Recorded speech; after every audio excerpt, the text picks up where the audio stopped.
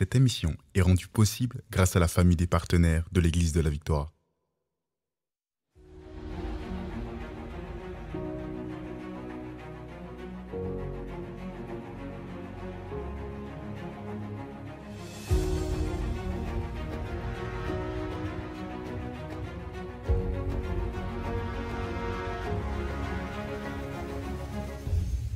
Bonjour tout le monde et bienvenue à l'émission Parole de foi. Je suis vraiment heureux d'être là avec vous aujourd'hui et heureux que Pasteur Shamim Hosseini, elle est là également. Gloire à Dieu et bienvenue, Pasteur Shamim. Oui, bonjour Pasteur Joël, bonjour à vous. Vraiment, quel bonheur de partager aujourd'hui avec vous. Je pense que ça va être très dynamique et Pasteur Joël a beaucoup de choses aussi sur son cœur à partager dans cette émission et vraiment rester très attentif.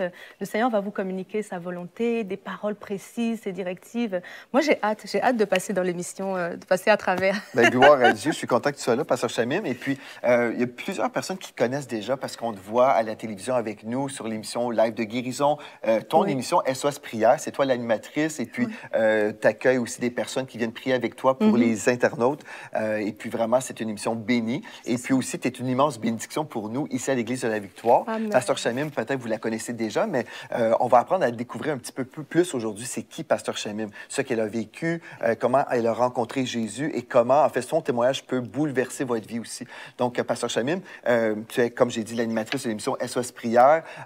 Aussi, tu es la directrice du Centre d'appel Victoire, qui est un ministère assez important pour ce ministère, pour avoir de la prière pour les gens. Et aussi, tu es la pasteur des soins pastoraux de l'Église locale et internationale. Donc, ton assiette est assez remplie. Tu as beaucoup de responsabilités et il y a toujours des projets supplémentaires qu'on fait constamment. Oui. Non, elle est bien remplie, mais elle me correspond. Honnêtement, franchement, j'ai vraiment le cœur pour les personnes. Mon cœur, c'est vraiment d'amener les gens d'une rive à l'autre, de les porter, d'être vraiment un tremplin dans leur vie pour les aider à grandir et à monter plus haut.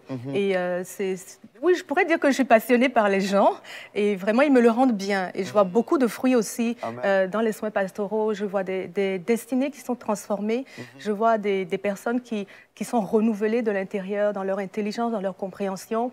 Et donc, c'est toutes des générations, en fait, qui sont replacées sur un chemin de vie, en fait. Et Pasteur Shamim, t'enseignes aussi, j'ai oublié de le dire, au Collège biblique aussi. Oui. Donc, tu as un module complet sur les soins pastoraux. Absolument. Et cette semaine, on va parler aussi de ce cours que tu as enseigné. Donc, on va apprendre beaucoup de choses aujourd'hui.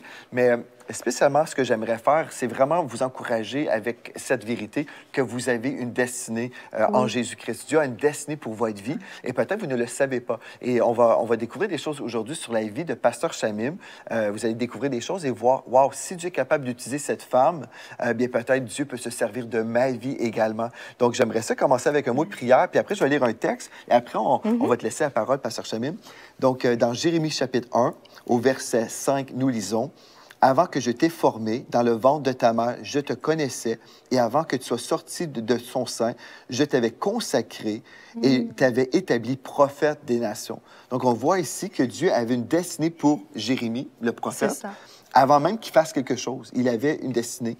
Et puis, on a tous une destinée. C'est peut-être pas en tant que prophète, mais on a tous un appel. Et si on peut découvrir le plan de Dieu pour notre vie, on va être heureux. Donc, on va prier maintenant.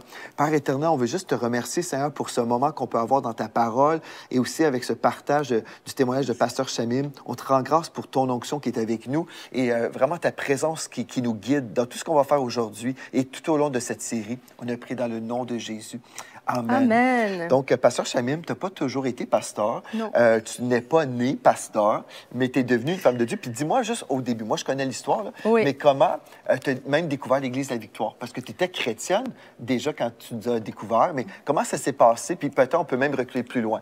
Déjà, on va dire que tu viens du Bénin, donc tu es native du Bénin. Et puis je te laisse... OK. Ben, voilà, oui, effectivement, je viens du Bénin et moi, ma Bible est ouverte ici sur un verset que le Seigneur m'avait donné quand il m'a appelé. Et c'est drôle que tu aies lu ce passage de Jérémie, mais moi, j'ai ouvert sur Ésaïe 49 parce que c'est un chapitre qui m'accompagne beaucoup dans ma progression. Je sais que c'est le chapitre que le Seigneur m'a donné par rapport à ce qui concerne mon appel et ce qu'il a prévu pour toute ma vie, en fait. Donc, c'est une référence pour moi. Et oui, c'est important de parler de destinée parce que Dieu il orchestre les choses. La sagesse, il est empreint de sagesse lorsqu'il façonne, lorsqu'il crée. Il a vraiment un but précis. Il s'en va quelque part. Et des fois, même quand nous, on n'est pas au courant, Dieu, il ne perd pas le nord. Il n'est pas perdu du tout. Heureusement.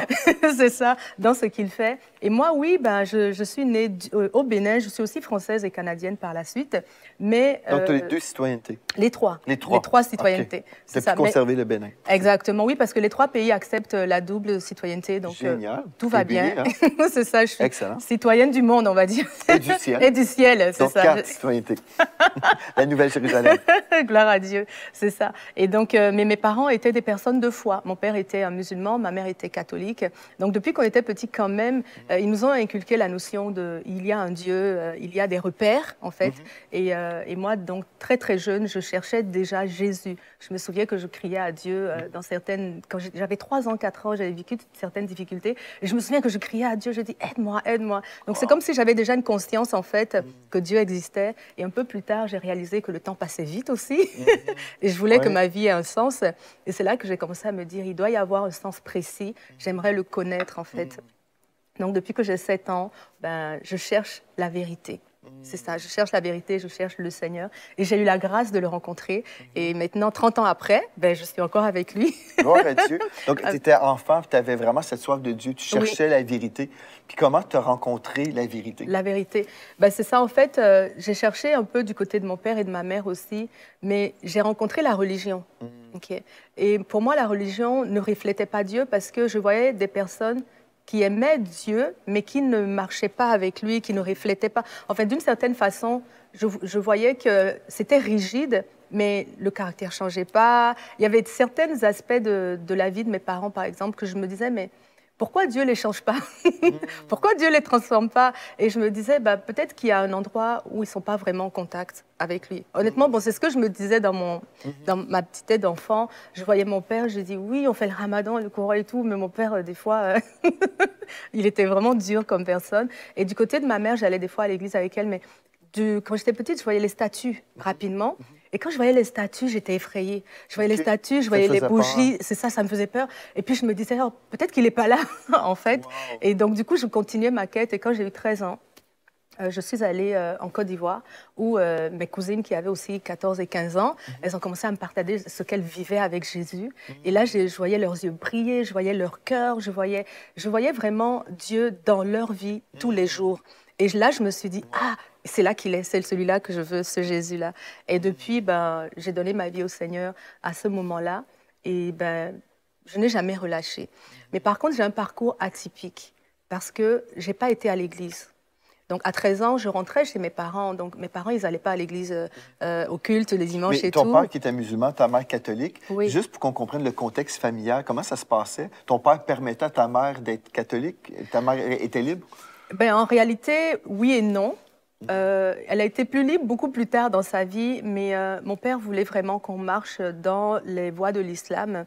Et aujourd'hui, je le comprends pourquoi il voulait ça, parce que je crois que dans l'islam, en fait, ils ne sont pas sûrs de leur salut. Et quand ils vont arriver au ciel, Dieu va juger entre leurs bonnes actions et leurs mauvaises actions. Okay. Et quand tes enfants sont restés dans l'islam, c'est des grosses bonnes actions. Ah, wow. Quand tes enfants ont quitté l'islam, ça augure pas bien pour toi. Wow. Donc aujourd'hui, je comprends, avec du recul, je comprends qu'il ait vraiment voulu, de ce côté-là, donc nous maintenir, nous garder dans la foi qu'il avait, lui, en fait. Et donc, c'était ça. Mais ma mère, ma mère a toujours été chrétienne. C'est la première femme de foi que j'ai connue parce qu'elle priait. Quand on était petits, elle nous disait des trucs. Non, fais-le comme ça va marcher. Dieu te connaît. Enfin, elle nous a toujours communiqué la foi. Mon frère avait besoin d'un papier à l'ambassade du Canada. On était à Madagascar et il était allé 3-4 fois. Et puis la secrétaire lui disait non, l'ambassadeur, il ne va pas vous recevoir. Il n'est même pas là. Et quand il en a parlé à ma mère lui dit non. Tu dois aller au Canada, alors on va y aller, on va le rencontrer. Mon frère lui dit, mais il n'est même pas au pays. Elle dit, on va le rencontrer. Wow. Ils sont allés et ils l'ont rencontré.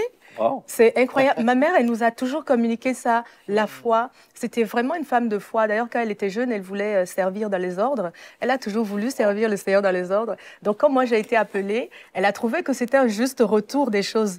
Elle me dit, ah, Dieu fait les choses comme il faut. Wow, c'est quelque chose. Hein? C'est ça. Mais ma mère, donc, elle était fervente dans sa foi catholique.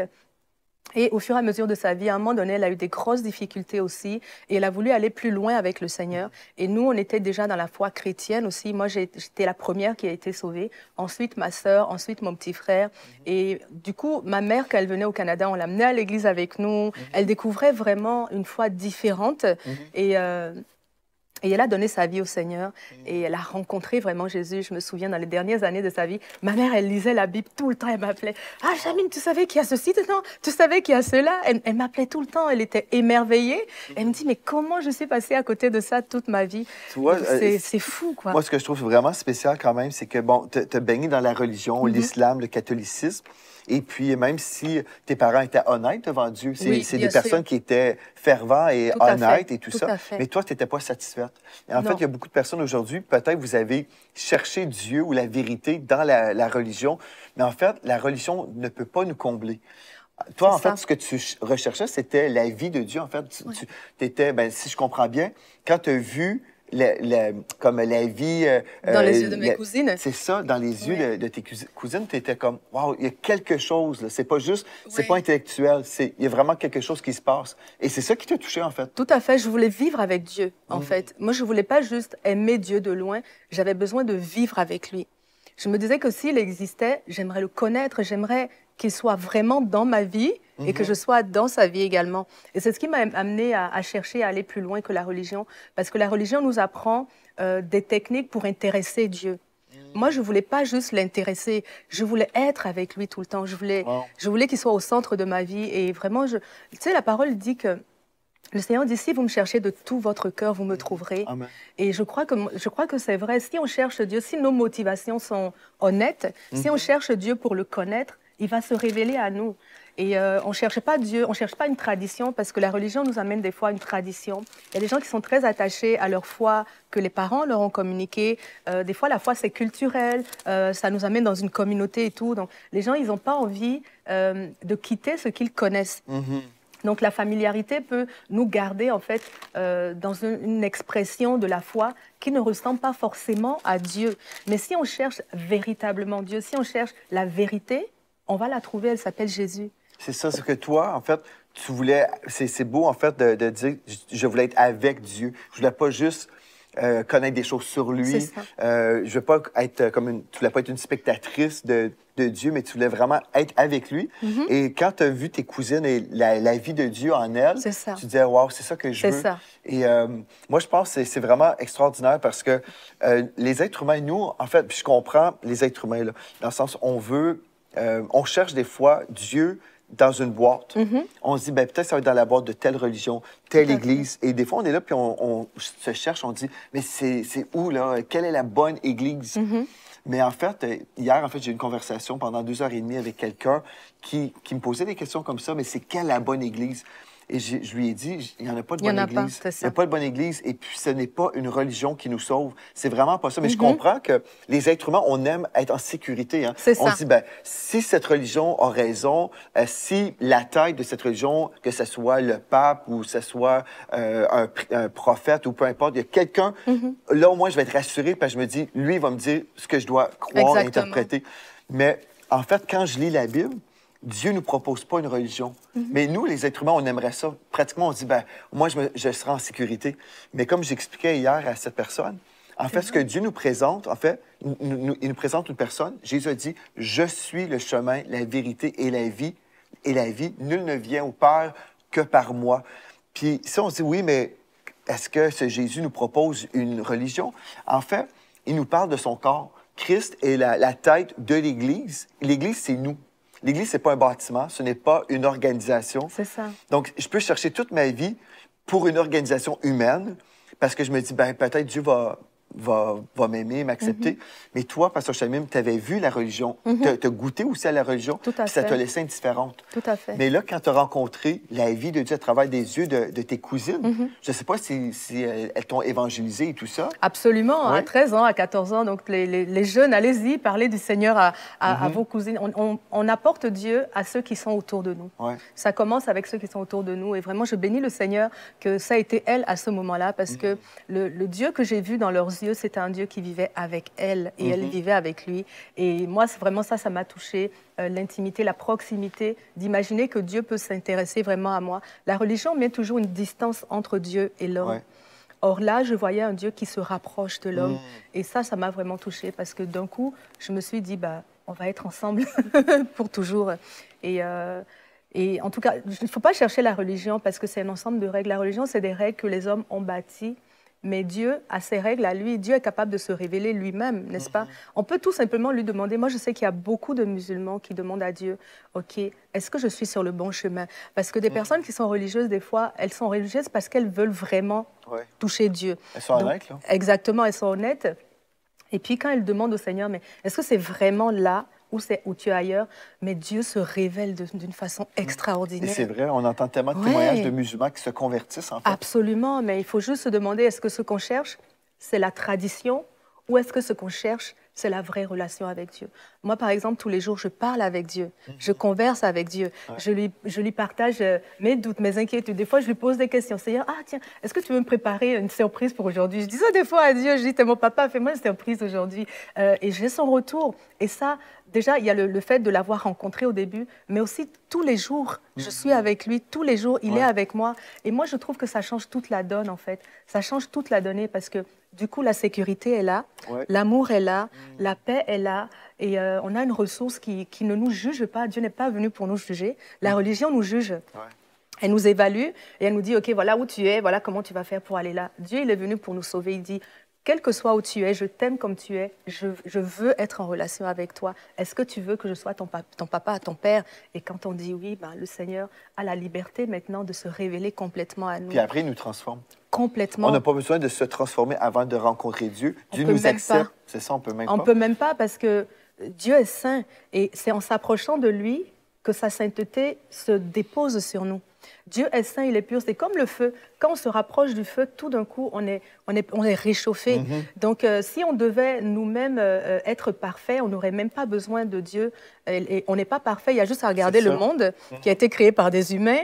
C'est un monde très imparfait. Mais la terre qui a été créée par Dieu, elle persiste. Jusqu'aujourd'hui, il y a des saisons. La terre, elle est encore là, elle est encore solide. Moi, je crois que Dieu a la capacité de faire des choses durables, stables. Et c'est pour ça que je suis en paix de lui confier ma vie. Amen, c'est super. De lui confier ma vie, mais...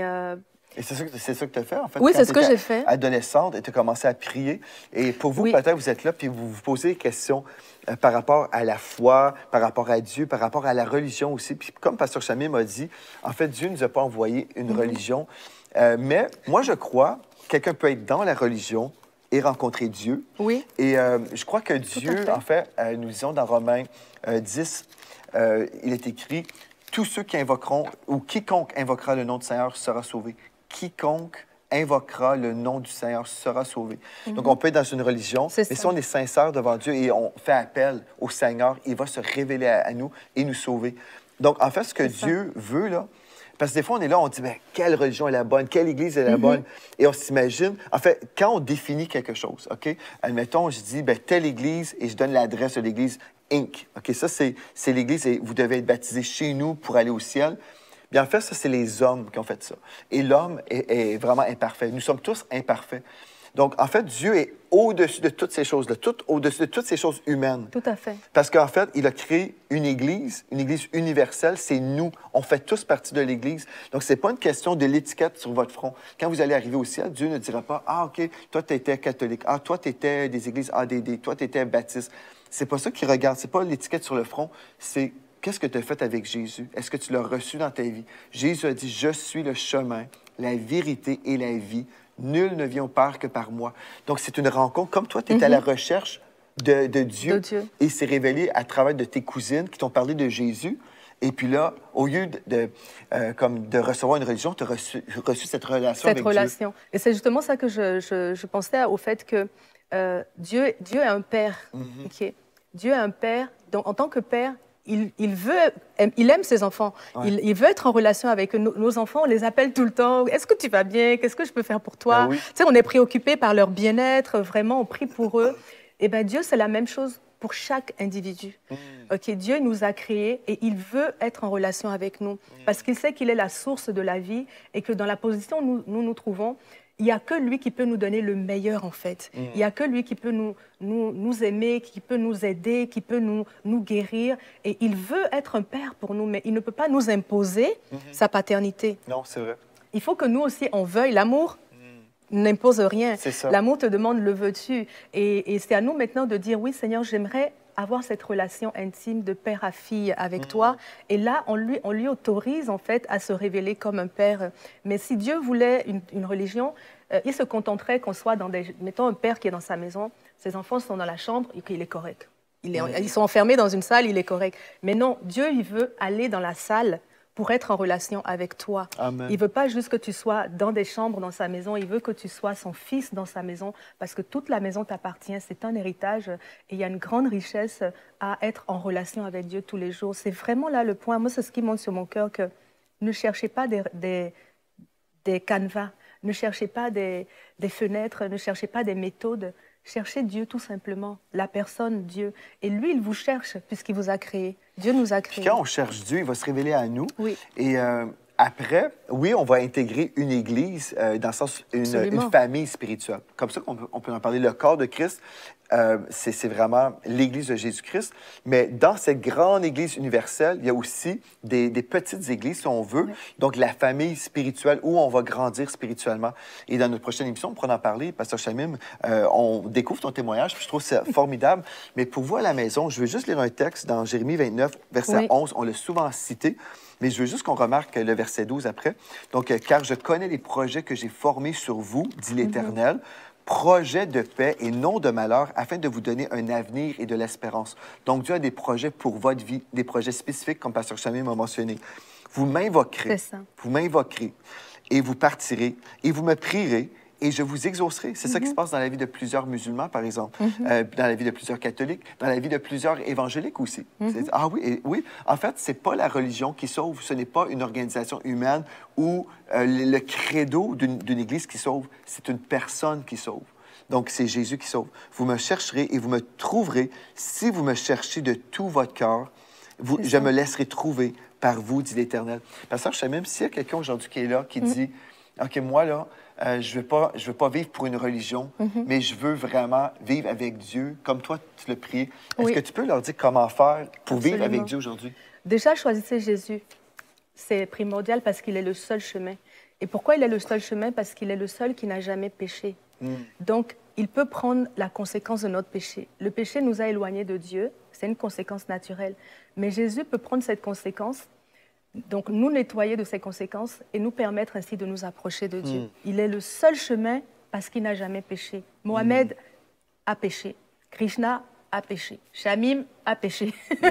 Jésus n'a jamais péché, donc il peut prendre ta condamnation à ta place. C'est pour ça qu'il est le seul chemin qui mène à Dieu. On ne peut pas s'avancer devant Dieu si on n'est pas parfaitement couvert, parfaitement sanctifié. Et à travers Jésus, on peut l'être parce que ce Jésus, il prend le poids de tous nos péchés et il nous donne sa sainteté à lui. Et on peut s'approcher de Dieu. Donc vraiment, si ce qui est dans votre cœur, c'est que vous voulez connaître Dieu sincèrement, vous avez juste à faire cette prière. Vous dites, mais Seigneur Jésus, j'ai appris que tu es le seul chemin. J'ai appris que tu es le seul chemin. Tu peux prendre mes péchés. Tu peux prendre mes péchés. Et me donner la sainteté. Et me donner la sainteté. Aujourd'hui, je te l'autorise. Aujourd'hui, je te l'autorise. Prends mes péchés, Seigneur Jésus. Prends tous mes péchés, Seigneur. Viens m'apprendre à être un enfant de Dieu. Viens m'apprendre à être un enfant de Dieu. Donne-moi ta vie, Seigneur. Donne-moi ta vie, Seigneur. Car je veux vivre avec Dieu. Car je veux vivre avec Dieu. Amen. Amen. Merci Seigneur. Amen. Là, vous venez d'autoriser Jésus à prendre le poids de tous vos péchés. Il ne viendra pas comme un voleur, il vient seulement quand vous l'autorisez. Et sachez que si vous avez fait cette prière, Jésus a effectivement pris le poids de tous vos péchés, de toute votre vie.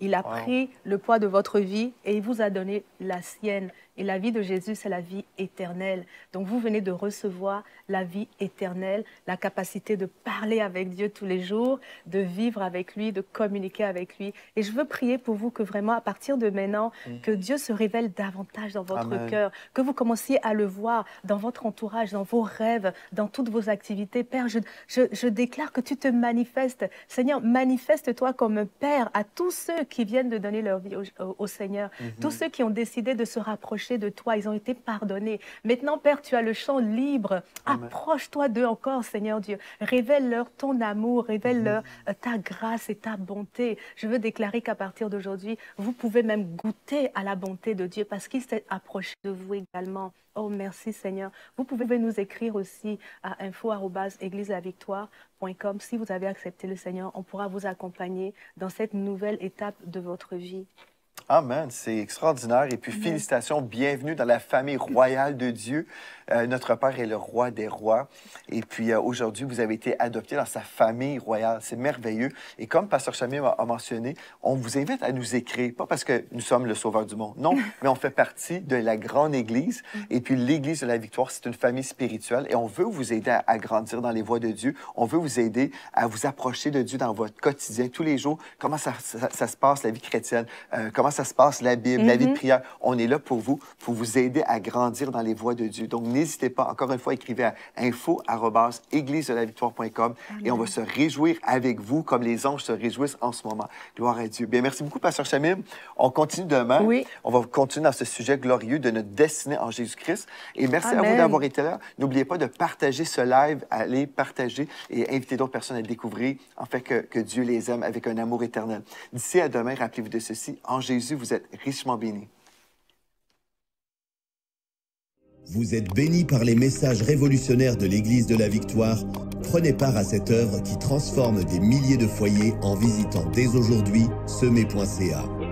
Devenez un partenaire mensuel ou un bâtisseur ou paramétrez vos dons de façon automatique en toute discrétion et sécurité.